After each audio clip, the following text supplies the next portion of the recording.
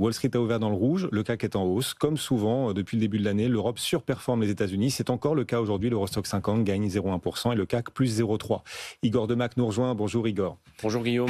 Dirigeant associé de Vital Épargne, on est ravis de vous retrouver. Vous allez, Igor, rendre votre verdict. Ce verdict est-il clair? Toujours. Pour vous, et je découvre donc votre verdict, et on découvre en même temps que nos auditeurs et téléspectateurs, pour vous, il faut acheter les actions japonaises. Ce verdict, vous l'assumez? Oui. La Banque du Japon, Igor, est l'une des rares banques centrales, une des rares à relever ses taux actuellement. Y investir, c'est pas, c'est comme, enfin, alors que les taux montent, c'est comme vouloir skier là où il y a plus de neige, non? Enfin, vouloir surfer sur du ciment, non? Enfin, ou danser sur un dauphin, enfin, ça va contre le sens commun. Investir là où les taux montent. Neige au Japon, neige c'est vrai, Pacifique, c'est plus que chez nous même. Mais investir là où les taux montent, ça peut paraître paradoxal. Il faut nous expliquer. Les taux montent, mais ils sont très très bas, et ils ont été très très bas pendant très longtemps. Et si les taux montent, c'est qu'il y a de l'inflation, et qu'il y a de l'inflation qui n'est pas importée, mais qui est japonaise. Et donc, le thème d'investissement sur le Japon, c'est que c'est un des pays qui est assez peu concerné par les droits de douane de Donald Trump. C'est un pays qui est très entouré par l'Amérique et qui est un allié, puisque les États-Unis s'occupent de la défense du Japon. C'est un pays qui, depuis Shinzo Abe, a entrepris beaucoup de réformes qui ont été finalement assez impopulaires, mais qui produisent leur effet sur notamment la gouvernance des entreprises, sur la relance budgétaire. C'est un pays qui a aussi connu le déclin démographique, donc qui le traite avec la robotisation, une immigration plus ou moins contrôlée. Et c'est un berceau d'entreprises, petites, moyennes, grandes, industrielles, exportatrices. Et c'est aussi un moyen toujours de jouer l'Asie avec beaucoup plus de sécurité institutionnelle que la Chine. Et donc aujourd'hui, vu les niveaux de valorisation, je pense que c'est une diversification à côté des actions américaines incontournables mais très chères et quand même difficile à attraper en termes de valo. Un pays qui me semble intéressant aujourd'hui à jouer, puisque un peu immunisé, sauf peut-être l'effet d'appréciation du yen qui parfois a un contre-effet négatif sur les actions, et un environnement institutionnel qui est très solide. Oui, mais quand même, les actions, même en cas d'inflation, présentent une tendance inverse par rapport à l'inflation. En 2022, aux États-Unis, inflation aussi pas importée, pardon. On a fait moins 20% sur l'indice S&P. Non, l'inflation, les profits des entreprises sont nominalisés, c'est-à-dire qu'ils intègrent une inflation. Et donc, en général, on dit qu'une inflation entre 2 et 4% sur longue période, c'est bon pour la classe d'actifs actions. Les surinflations qui entraînent des baisses de consommation, comme on a pu le voir après le Covid, etc., oui, ça, ce sont des chocs qui sont mauvais. Mais l'inflation au Japon est très faible. Le Japon est quand même habitué à des très bas taux d'inflation. Donc, est-ce que la 4%, c'est quand même pas là-bas signe d'une hyperinflation ? Oui, mais n'oubliez pas que les entreprises japonaises, elles sont très exportatrices. Donc, elles dépendent plus du consommateur à l'extérieur du Japon qu'à l'intérieur. Et après, en niveau de valorisation, on n'est pas dans un scénario où on paye 25-30 fois les bénéfices. Donc, ce mélange, je pense, est un bon cas d'investissement, sachant que les actions japonaises sont sous-représentées dans les allocations massivement depuis 10-20 ans. Et donc, pour vous, il faut investir au Japon, c'est votre message ? Il y a des flux, comme la semaine dernière, des premiers flux positifs en Europe. Toutes ces classes d'actifs un peu mineures par rapport aux mastodontes américains méritent d'être reconsidérés. La croissance japonaise au 4e trimestre, on peut la rappeler, elle est du même niveau, de la même dynamique, du même tonneau que la croissance américaine. Elle a atteint 2,8% au 4e trimestre. C'est un pays qui est accroché aux États-Unis. Et d'ailleurs, vous le voyez dans le discours trumpien, il n'est jamais cité comme un ennemi. Notamment... Mais quand même, il y a un déficit commercial de 70 milliards avec les États-Unis. Oui. Donc, il pourrait. Oui, mais il ne l'est pas. Et alors, parce que les Américains ont peut-être besoin des Japonais, les Japonais sont les premiers créanciers internationaux des Américains. C'est les premiers acheteurs internationaux de la dette américaine. Donc, ce sont deux pays qui sont extrêmement liés, parce que le Japon, sans les États-Unis, ne peut pas résister à la Chine, qui est, entre guillemets, son ennemi économique, enfin, son ennemi politique numéro 1. Donc, c'est pour ça que je pense que, et en termes géostratégiques et économiques, c'est intéressant. Il faut acheter les actions japonaises, c'est votre message aujourd'hui aux investisseurs. Et pourquoi pas les actions européennes ? Parce que depuis le début de l'année, quand même, l'Eurostoxx 600 gagne depuis le début de l'année 12%. Pas mal, hein, c'est beaucoup mieux que Wall Street là aussi. Et parallèlement, on a eu les PMI zone euro tout à l'heure. Alors là, c'est moins top. Hein. Franchement, le composite à 50,2. On a des marchés qui rebondissent, mais une économie, elle, qui végète. Est-ce que ça peut tenir ? Oui, mais cette punchline, je l'ai déjà tenue ici, sur ce plateau, d'acheter le CAC 40 et que la France était toujours investissable, même si à chaque fois qu'on a des secousses, c'est Armageddon.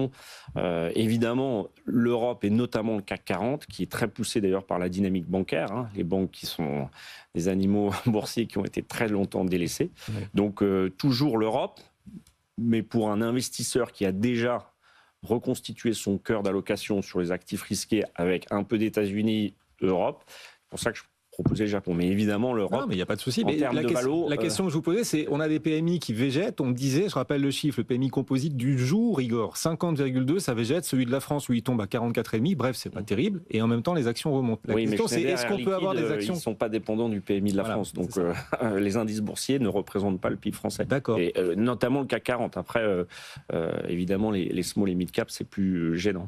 On vient d'avoir le PMI service des États-Unis. Il était attendu à 53, il tombe à 49,7. C'est un gros choc. Quand même, ça ralentit. Ouais. Le service, il est quand même bien gardé. Le manufacturier est comme les attentes, mais on est dans des économies de service, hein, donc à grande majorité. Donc ça peut aussi être un effet trimestriel. Bon, de toute façon, la croissance américaine est telle qu'elle ne peut pas non plus tous les trimestres surprendre. Donc on verra aussi l'impact de ce que vous disiez sur les coupes budgétaires. Oui. C'est un peu un massacre à la tronçonneuse. C'est le cas de le dire. Hier, Elon Musk s'est vu offrir une tronçonneuse par Rabia Milei qui était de passage. Sacrée tronçonneuse d'ailleurs. Vous l'avez vu le truc, l'engin, c'est un truc. Mais plus luxueuse que celle du film. Effectivement. Tiens, les valeurs de défense, elles auront vraiment marqué cette semaine boursière. Stop ou encore sur les valeurs de défense et d'armement compte tenu du contexte géopolitique. On abordera à nouveau cette question avec Pierre-Yves Gauthier tout à l'heure. Alpha Value, ce sera à 16h20. La défense qui aura été le secteur star de la semaine. Donc d'ailleurs, la bourse qui progresse le plus en Europe depuis le début de l'année, c'est la bourse polonaise. Plus 25% pour la bourse de Varsovie. Varsovie, deuxième plus forte hausse à l'échelle mondiale depuis le 1er janvier, à quasi égalité avec la bourse. Ah, vous le connaissez cette hymne ? On est en Colombie, les amis. Varsovie à quasi égalité avec la bourse colombienne. C'est la bourse colombienne qui, depuis le 1er janvier, signe la plus forte hausse mondiale, plus 26%. On parlera des émergents aussi tout à l'heure, d'ailleurs, dans la suite de BFM Bourse au cœur de l'émission. Et de l'Allemagne, alors là c'est moins brillant, on se prépare aux législatives. Dans 2 jours, les législatives, est-ce qu'on a Barclays aujourd'hui qui nous dit que ces législatives sont un moment crucial pour l'Europe ? Voilà ce que dit Barclays dans une note publiée il y a quelques minutes. Est-ce que vraiment ce sera crucial ou est-ce que la montagne pourrait probablement accoucher d'une souris dans la mesure où les coalitions allemandes risquent de l'empêcher, l'Allemagne, d'agir fort ? Igor. Toutes les élections en Europe depuis la crise de la zone euro sont qualifiées de cruciales, surtout par nos amis anglo-saxons. Après, vous l'avez résumé, il y a peu de chances pour que ça change dramatiquement. La seule chose qui peut changer, c'est la pression que le grand frère, un gros brother américain, va mettre sur l'Allemagne. Mais je ne vois pas l'esprit allemand changer de psychologie sur le déficit public alors que nous, on ne fait aucun effort. Donc, il le ferait peut-être si nous, on faisait des efforts. Je ne suis pas sûr qu'on soit prêt. Donc, pour l'instant, en tout cas, boursièrement, ce n'est pas un événement qui se joue. Et puis, il faudra attendre la coalition, les premières mesures. Je pense que c'est plus important ce qui se passe sur le territoire ukrainien aujourd'hui pour l'Europe et les actifs européens que cette élection en tant que telle.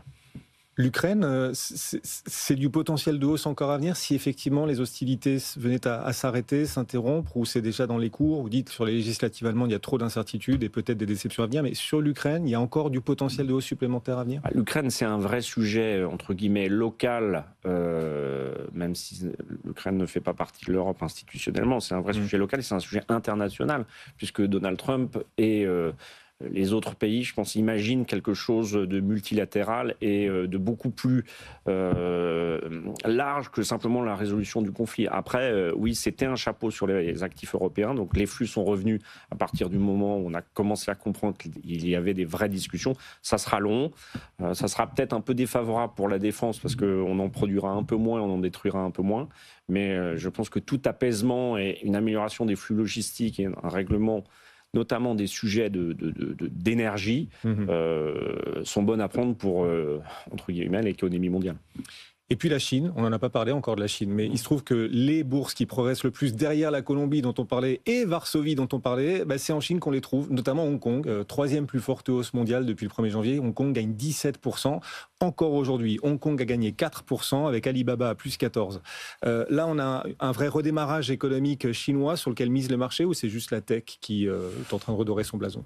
Non, je pense que c'est le message qu'envoie Xi Jinping quand il réhabilite Jack Ma et qui copie en fait le modèle trumpien Et il comprend qu'en fait, une économie forte aujourd'hui, c'est une économie qui a les grands de la tech avec le pouvoir. Et donc, je pense que ça a plu aux investisseurs parce que c'est vrai que Jack Ma était quelqu'un qui plaisait au marché. Et donc, j'allais dire, cet adoucissement réglementaire, coercitif, fait que d'ailleurs, les investisseurs reviennent sur la bourse. C'est versatile quand même. On sait très bien que c'est un régime autoritaire. Il peut changer d'avis du jour au lendemain et laisser tomber la tech. Parce qu'il y aura aussi versatile que notre pouvoir qui décide de dissolution sans nous prévenir. Ah, carrément, vous mettez... Non, attendez, vous n'allez pas comparer avec Xi Jinping et Emmanuel Macron quand même. Je ne sais pas s'il est versatile. Je pense qu'il est autoritaire, voilà. Mais après, oui. Moi, en tant qu'investisseur, je ne vous ai pas dit dans notre punchline d'acheter des actions chinoises. Effectivement, le MSCI Asie-Pacifique, hors Japon, est en train d'enchaîner une 6e semaine de hausse d'affilée. C'est sa meilleure série en 2 ans. Mais c'est un beau rebond depuis les plus bas. Et effectivement, le démarrage du cauchemar sur les actions chinoises à la suite des normes coercitives. Et on voit que si Wall Street recule un peu et a du mal à véritablement poursuivre son train haussier, l'argent va désormais ailleurs. L'Asie, on en parlait, l'Europe et puis d'autres émergents encore. On zoomera sur les émergents et leurs perspectives boursières pour la suite de l'année. Ce sera dans la suite de BFM Bourse. Merci beaucoup, Igor. Merci d'être passé nous voir. Igor Demac pour Vital Épargne.